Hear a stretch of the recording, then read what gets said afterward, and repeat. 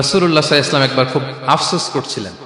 তিনি যখন শুনতে পেলেন যে বনি ইসরায়েলের অনেক অনেক লোক হাজার বছর হায়াত পেত, তারা শত শত বছর ইবাদত করত, শত শত বছর তারা জিহাদ করত, তখন তিনি আফসোস করে বললেন, হায় রে, আমার শেষ সময়ের উম্মতের কি হবে?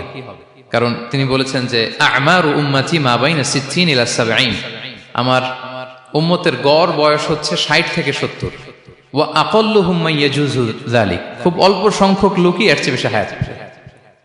রাসূল সাল্লাল্লাহু আলাইহি ওয়াসাল্লাম যখন দেখলেন যে শত শত বছর হায়াত পেয়েছে বনি ইসরায়েলের লোকেরা, বনি ইসরায়েলের ওরা শত শত বছর জিহাদ করেছে, তো আমার উম্মত তো 60 বছরে তার হায়াতই শেষ,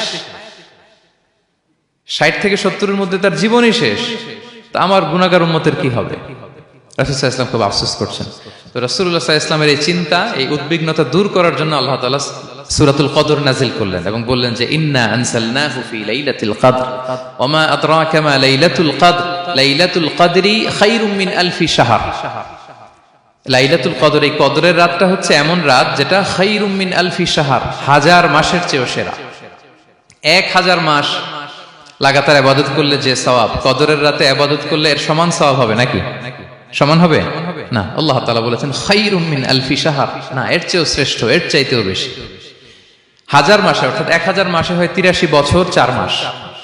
তো কদরের রাতে যদি আমরা ইবাদত করি তাহলে 83 বছর 4 মাস ইবাদত করলে যে সওয়াব, সে সওয়াব আল্লাহ তাআলা আমাদের আমলনামায় নসিব করবেন।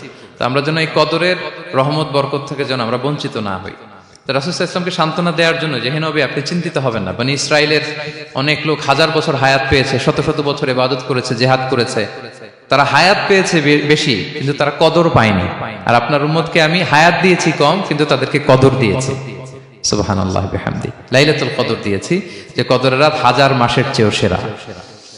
তো এই কদরের রাতকে আবার লাইলাতুল মুবারাকাও বলা হয়েছে। ইন্না আনসালনাহু ফি লাইলাতিন মুবারাকা, এটা বরকতময় রাত। ফিহা ইউফরাকু কুল্লু আমরিন হাকিম, সব বিজ্ঞচিত প্রাজ্ঞচিত বিষয়ের ফয়সালা হয়। এটা বেসিক্যালি একটা বাজেট রাত বলা যায়। এ রাতে আগামী 1 বছরে আমাদের কি ঘটবে না ঘটবে আল্লাহ তাআলা এটার বাজেট করেন, এটাকে রিভাইজ করেন। সো এই রাতটা অনেক গুরুত্বপূর্ণ। তো এই কদরের রাত, এটা কবে? এটা স্পেসিফিক ছিল, মানে সুনির্দিষ্ট ছিল। রাসূল সাল্লাল্লাহু আলাইহি ওয়াসাল্লাম আমাদেরকে জানাতে চেয়েছিলেন কবে, কিন্তু রাসূল সাল্লাল্লাহু আলাইহি ওয়াসাল্লাম জানাতে পারেননি। সহিহ বুখারীতে এসেছে যে রাসূল সাল্লাল্লাহু আলাইহি ওয়াসাল্লাম খারাজান নবী সাল্লাল্লাহু আলাইহি ওয়াসাল্লাম লিয়ুখবিরানা বিলাইলাতিল কদর। উবাদা ইবনে সামিত রাদিয়াল্লাহু তাআলা আনহু বলেন, রাসূল সাল্লাল্লাহু আলাইহি ওয়াসাল্লাম আমাদেরকে জানাতে বের হয়েছিলেন যে কবে কদরের রাতটা। ফাতালাহা রাজুলান মিনাল মুসলিমিন, হঠাৎ মুসলমানদের মধ্য থেকে 2 জন ঝগড়া লাগলো, তর্ক লাগলো আর কি। রাসূল সাল্লাল্লাহু আলাইহি ওয়াসাল্লাম হঠাৎ করে ওই ঝগড়ার দিকে খেয়াল করলেন, ওইদিকে খেয়াল করে ওই